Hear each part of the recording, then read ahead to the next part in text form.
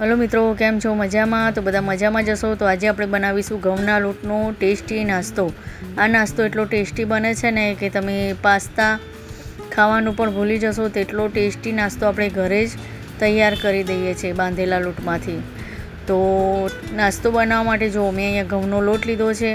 પછી ઘઉંના લોટમાં આપણે બધા મસાલા એડ કર્યા છે. તો મસાલામાં આપણે હળદર, લાલ મરચું પાવડર અને સ્વાદ પ્રમાણે મીઠું એડ કર્યું અને મોણ જેટલું તેલ એડ કર્યું. પછી તેલ એડ કરી બધા મસાલાને મિક્સ કરી નાખ્યું અને આ રીતે તેનો લોટ બાંધી દીધો. જુઓ, તો આ રીતે તેનો લોટ બાંધી દેવાનો છે. લોટ એકદમ કાઠો કે ઢીલો ના હોવો જોઈએ. લોટ એકદમ આપણે સોફ્ટ બાંધવાનો છે, જેથી આપણે જે રોલ વાળીએ તે રોલ ખુલી ના જાય. તે માટે આ લોટને એકદમ સોફ્ટ બાંધીશું આપણે. આ રીતે મસળીને લોટને બાંધવાનો છે. જુઓ, તમને વિડીયો સારો લાગે તો મારી રિક્વેસ્ટ છે કે મારી યુટ્યુબ ચેનલને લાઇક, સબસ્ક્રાઈબ અને શેર જરૂરથી કરજો. કમેન્ટ કરીને મને કહેજો કે તમને આ વિડીયો કેવો લાગ્યો. તો જો લોટ આપણો બંધાઈને તૈયાર છે. તો આ રીતે બધા ગુલ્લાને આપણે કરી દઈશું.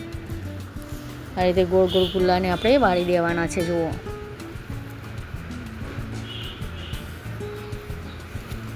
તો જુઓ આપણા ગુલ્લા અહીંયા તૈયાર છે. તો ગુલ્લાને આ રીતે આપણે રોટલી વણી દઈશું પહેલાં.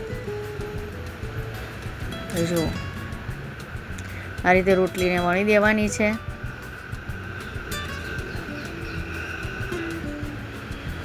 આ રીતે તમે વધેલા લોટનો નાસ્તો બનાવી શકો છો. છોકરાઓને ખૂબ ભાવે છે. એક વખત બનાવશો ને તો ફરીથી પણ બનાવવાનું મન થશે. તેટલો ટેસ્ટી નાસ્તો આ તૈયાર થાય છે. હવે કિનારીઓ ઉપર આપણે પાણી લગાવી દઈશું, જેથી રોલ આપણો ખુલે નહીં. તે માટે ચારે કિનારીઓ પર આપણે પાણી લગાવી દેવાનું છે ગોળ ફરતા.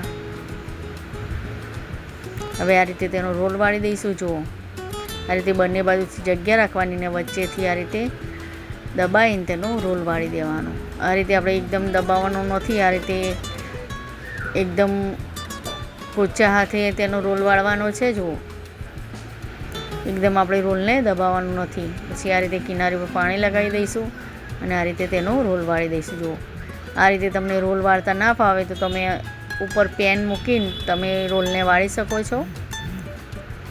જો આ રીતે તમને રોલ વાળતા ના ફાવે તો જો અહીંયા રોલ આપણો વળીને તૈયાર છે.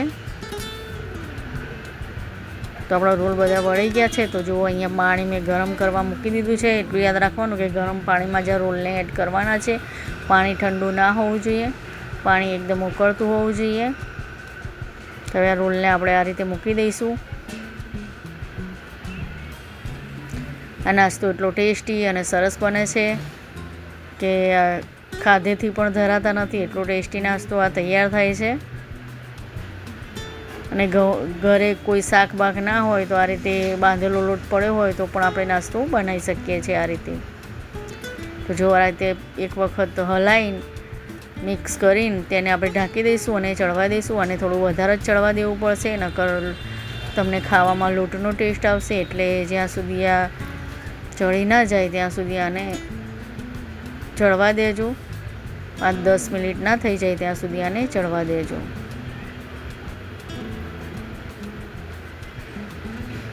તો જો અહીંયા સરસ આપણા ચડી ગયા છે રોલ. તો હવે આને આપણે ઠંડા થવા દઈશું. એટલું યાદ રાખવાનું કે રોલ ઠંડા થાય ને પછી જ રોલને કટ કરીશું. ગરમમાં કટ નથી કરવાના. હવે આપણે નાસ્તો બનાવવાનું ચાલુ કરી દઈએ, વઘારવાનું. તો કઢાઈ લઈશું ને કઢાઈમાં તેલ એડ કરીશું. તેલને આપણે ગરમ થવા દઈશું. પછી તેમાં જીરું એડ કરીશું અને જીરુંને આપણે સતળાવવા દઈશું. જીરું આપણું સતળાઈ જાય એટલે એમાં હિંગ એડ કરીશું. પછી લસણ અને આદુની પેસ્ટ એડ કરીશું. પછી તેમાં આપણે કાપેલી ડુંગળી એડ કરીશું. તે કાપેલી ડુંગળીને એડ કરી દઈશું. હવે તેમાં આપણે લીલા મરચાં એડ કરીશું. પછી આ રીતે મિક્સ કરી નાખીશું. અને જો છોકરાઓને પણ શાક ના ભાવતું હોય તો આ રીતે બાંધેલો લોટ પડ્યો હોય તો આ રીતે તમે છોકરાઓને પણ બનાવીને આપી શકો છો. ખૂબ સરસ નાસ્તો આ તૈયાર થાય છે બાંધેલા લોટનો. ત્યાં ડુંગળીને મરચાંને થોડી વાર માટે શેકાવા દઈશું. પછી તેની અંદર આપણે ટામેટાં એડ કરીશું.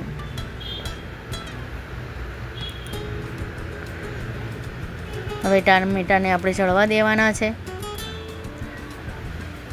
ડુંગળીને અને ટામેટાને આ રીતે ચડવા દઈશું.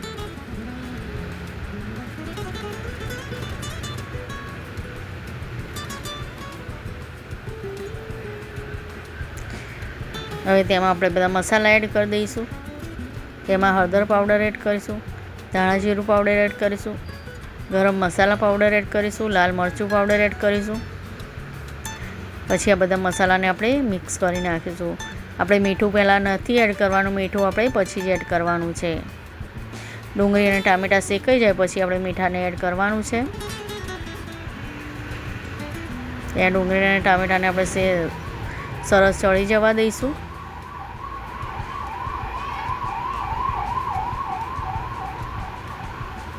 હવે આપણે તેમાં સહેજ અમથું પાણી એડ કરીશું, જેથી નીચેથી મસાલો આપણો ચોંટી ના જાય. તે માટે સહેજ જ પાણીને અંદર એડ કરવાનું છે. પછી આ રીતે મિક્સ કરી નાખીશું. પછી તેમાં મીઠું એડ કરી દઈશું. ડુંગળી અને ટામેટાં સરસ ચડી ગયા છે. પછી છેલ્લે આપણે એમાં મીઠું એડ કરીશું.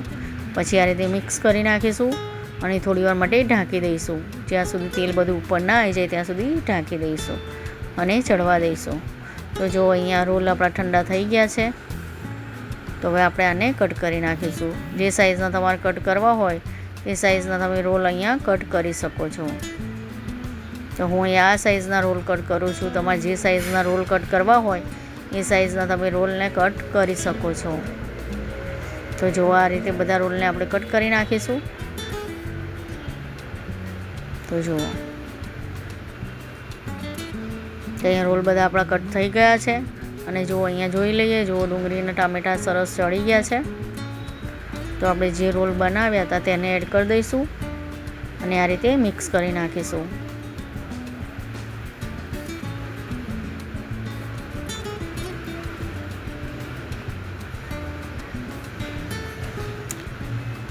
હવે આને થોડી વાર માટે આપણે ઢાંકી દઈશું. તમારે જો રસાવાળો નાસ્તો બનાવવો હોય તો રસાદાર પણ બની શકે છે. થોડું પાણી અંદર એડ કરી દેજો એટલે રસાદાર નાસ્તો તૈયાર થઈ જશે. પણ આ શું આ રીતે કોરો જ ખાવામાં સરસ લાગે છે નાસ્તો. તો આપણો થોડી વાર અહીં જોઈ લીધું છે. જો નાસ્તો સરસ આપણે ચડી ગયો છે, મસાલા બધા મિક્સ થઈ ગયા છે. તો તેમાં આપણે કોથમીર એડ કરી દઈશું. તો જો આપણો ટેસ્ટી નાસ્તો તૈયાર છે. તમે પાસ્તાને પણ ભૂલી જશો આ નાસ્તો બનાવશો તો, એટલો ટેસ્ટી નાસ્તો આ તૈયાર થાય છે. તો જો આપણો ઘઉંના લોટનો નાસ્તો અહીંયા તૈયાર છે. તો તમને આ રેસીપી સારી લાગે તો મારી યુટ્યુબ ચેનલને લાઈક, સબસ્ક્રાઈબ અને શેર જરૂરથી કરજો. કમેન્ટ કરીને મને કહેજો કે તમને આ રેસીપી કેવી લાગી. તો જો આપણો ટેસ્ટી નાસ્તો તૈયાર છે. તો જો બન્યો છે ને સરસ, લાગે છે બી સરસ અને બન્યો તો પણ એકદમ ટેસ્ટી. તો બધાને મારા તરફથી જય મા લક્ષ્મી અને જય શ્રી કૃષ્ણ. મળીશું હવે આપણે બીજા વિડીયોમાં. તો જો આપણો નાસ્તો તૈયાર છે.